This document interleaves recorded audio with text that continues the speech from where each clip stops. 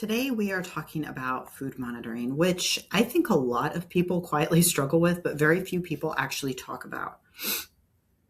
And that is this belief that the only way to make progress with nutrition is to track your macros. Now, I want to say very clearly from the start that I am not opposed to macro tracking. I am opposed to the idea that tracking macros is the only valid way to build nutritional awareness and get results. I did not start tracking macros until 2016. And by that point, I was already a professional figure athlete. So I had already gotten lean. I had already earned my pro card. And I had done all of that without tracking macros or counting calories. So I know firsthand that tracking macros is not some prerequisite for results. But somewhere along the way, it seems, especially in recent years, people are getting sold this idea that if you are not logging every meal, weighing every portion, and hitting perfect numbers, then that right there is the reason that you're stuck. And because of that, a lot of women now feel like they have to track macros in order to lose weight, or to heal their gut, or to balance their hormones, or to just feel better. And honestly, that's not true. Is tracking a tool? Yes. Is it the tool? No. Is it the tool for everyone? Also no. Hard no. I have seen tracking be incredibly helpful for some people, and on the flip side, incredibly overwhelming, stressful, and unsustainable for others. But I think because social media has glorified it as the gold standard, many people assume that if they can't stick with that method, they're the problem. But you are not the problem. The method may just not fit you. And that's what we're going to talk about today. And, when I was sitting down and I was plotting out this episode, I immediately thought of this client who, for the first 4 to 5 months of working together, she couldn't be consistent for anything. Every single week that she checked in, she was off track. And finally, we hopped on a call. And after a lot of prompting, I got her to finally admit that she really hated weighing and measuring her food. It didn't matter if she was counting calories, if she was tracking macros, or even if she was following a set meal plan with precise portions. She simply was not willing to put her food on a scale on a consistent basis. So we changed the method. I changed her method. I stopped using weigh and measure food tracking as her form of food monitoring. I had her switch her approach, and guess what happened? She got more consistent. And because she became more consistent, she started making progress. So the goal is nutritional awareness, not tracking for tracking's sake. Tracking is a way to build awareness, but it's not the only way. So I really want to talk about three main things today. The first is how food awareness differs from tracking and why food awareness is the thing that matters. Why tracking is not the only or even best strategy for many people. And okay, if we're not going to track, then what else are we going to do? What other forms of food monitoring can actually work in real busy lives? So let's start with a truth that I think a lot of people need to hear. And that is, what gets measured gets managed. You can't change something that you're not aware of. Most people who feel stuck are not necessarily overeating wildly or doing everything wrong. A lot of the time, they're just underaware. They have no clue what they're taking in or what they're not taking in, how balanced their meals are or aren't, how inconsistent their eating is, or where things are drifting. It is a lot like money. Think about it this way. Would you know anything about your finances if you never checked your bank account? If you never looked at what was coming in or what was going out, would you actually have any level of financial awareness? Of course not. And you can't be fiscally responsible without some level of fiscal awareness. And the same is true of nutrition. You cannot be nutritionally responsible without nutritional awareness.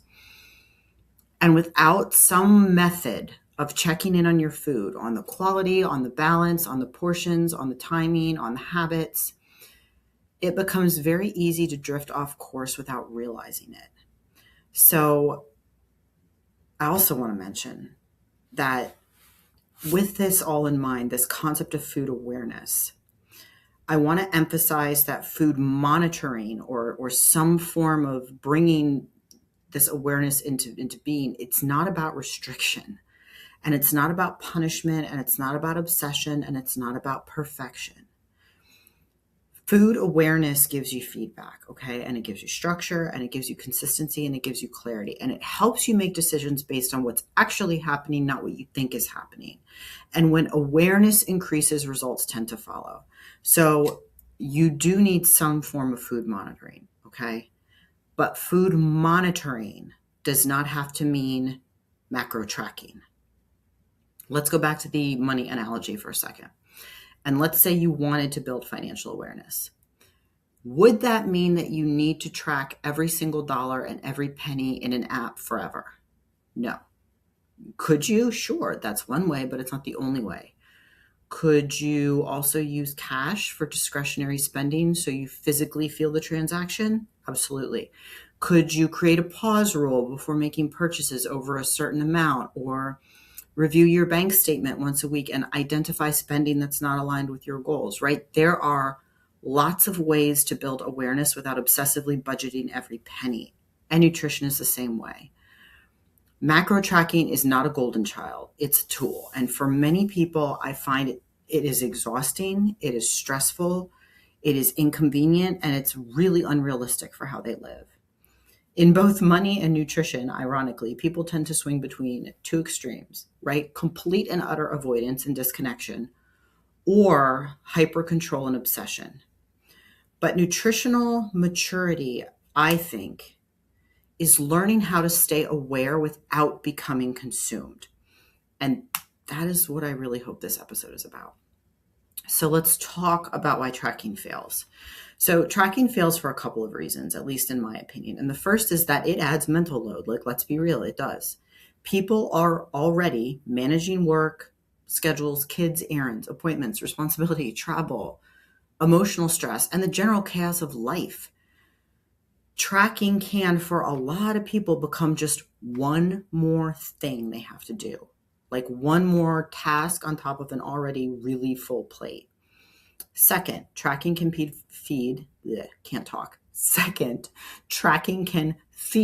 perfectionism.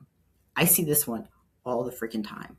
Women who, let's say they'll track Monday through Thursday, but then they'll abandon it on the weekend.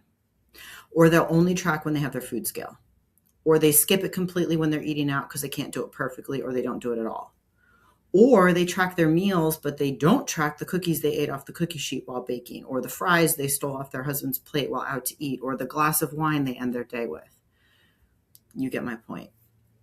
Third, tracking is inconvenient. Travel, holidays, events, social meals, emotional stress, busy weeks, like all of those things can make tracking feel really cumbersome and unsustainable. And fourth, for many people, it is not sustainable long term. One thing I ask my clients a lot is, can you see yourself doing this forever? And if the answer is no, then eventually there needs to be another method in place.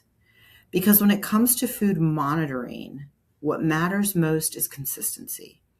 Not whether you can track macros for 3 days, not whether you can do it when life is calm, and not whether you can do it when your food scale is conveniently nearby. The real question is, what method can you repeat consistently in your real life?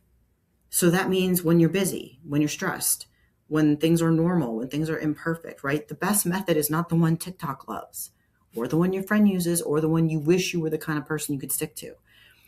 It's the one that fits your life, okay? Your personality, your values, your goals, and your bandwidth right now.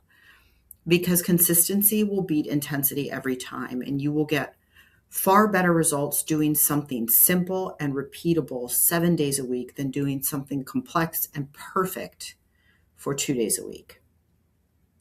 So if we're not going to track, what else is available?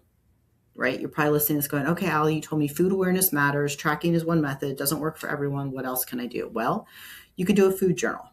Take pictures of your meals and snacks. That's it. I know it sounds overly simplistic. It is, but it gives you and your coach, if you have one, a visual record of what is actually happening on your plate without you needing to log every number. You could use a hand portion method, right? Using your hand to estimate portions. I think most people are relatively familiar with this. You can look it up online. But your palm is a portion of protein. A fist is veggies. A cupped hand is your carbs. A thumb is fats. It's simple. It's flexible. It's portable because your hand goes with you everywhere. It's super, super popular. John Berardi, Precision Nutrition, like that whole conglomerate of people. So that method is really easy to look up. Another thing you could do would be like a meal template. So instead of tracking, use simple formulas, right? Breakfast might be protein plus fruit plus fat. Lunch might be protein plus veggie plus starch plus fat. I use this method a lot with clients. I even have what I call a meal matrix, where they basically build meals by choosing one item from each column. And this does wonders for reducing decision fatigue.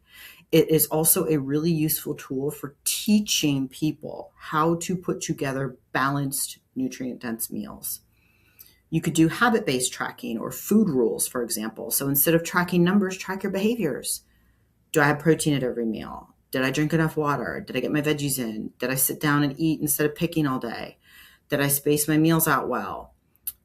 Sticking to one mindful treat per week, or making sure that you get veggies at least twice a day, or adhering to a drink limit for the week. And you can also do a set meal plan. I know meal plans get a really bad rap, but I would argue they can be incredibly helpful when used properly.